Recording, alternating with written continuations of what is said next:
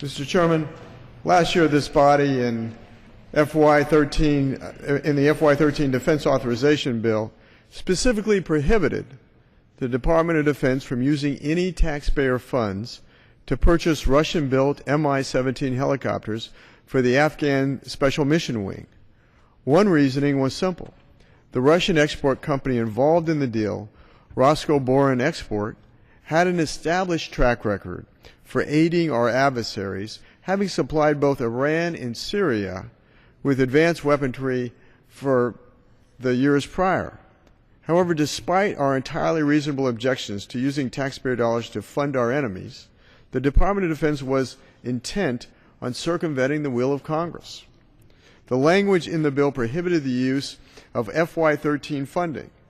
DoD responded by using unobligated FY12 funds, circumventing the will of Congress as expressed in the law we passed and the President signed. On June 16th of this year, DoD awarded a $553.8 million contract to Boron Export for the purchase of 30 brand new Mi-17 helicopters. Last month, the Special Inspector General for Afghanistan Reconstruction, or SIGAR, released an audit of the Afghan Special Mission Wing, and their findings were shocking. The very first sentence of the audit reads, and I quote, "The Afghans lack the capacity in both personnel numbers and expertise to operate and maintain the existing and planned SMW fleets. Finding recruits who are both literate and have no known association with criminal or terrorist elements is incredibly challenging."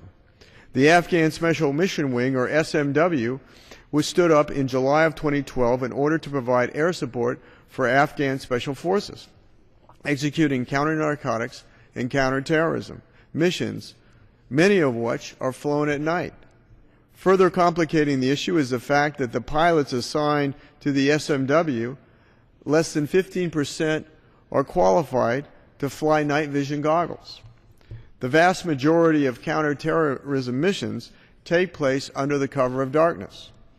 My bipartisan agreement reduces Afghan security forces fund by $553.8 million, an amount equal to the contract DoD entered into with Boron Export for 30 Mi-17 helicopters, and increases the spending reduction account by the same amount.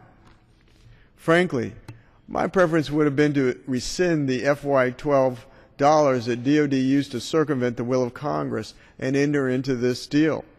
But an amendment of that nature would be subject to a point of order. The amendment forces DoD to reallocate resources if they want to continue down this path. Mr. Chairman, I am not debating whether this helicopter is ideal for the rugged terrain of Afghanistan or whether it is an easier platform for the Afghans to train on and execute missions. There seems to be an overall consensus that the fact is that it in fact is. My concern, and the reason I introduced this amendment, is that the United States taxpayer should not be paying for 30 brand new helicopters when A, they don't have the pilots to fly them, B, they don't have the trained personnel to repair them.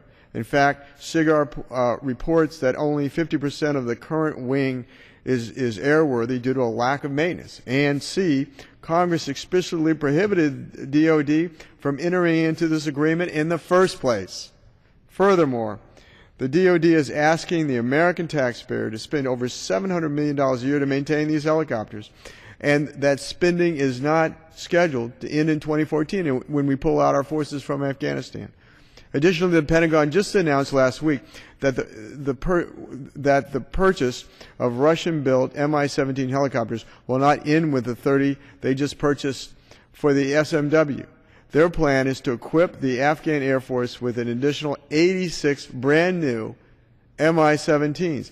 If you consider that the cost of 30 helicopters was over $500 million, this new purchase will be well over $1 billion and probably $1.5 billion. This, for a helicopter the Afghans have proven they lack the personnel to fly and the capacity to maintain. I urge my colleagues to support the Coffman, Garamendi, Murphy, Cohen amendment. Thank you. And Mr. Chairman, I reserve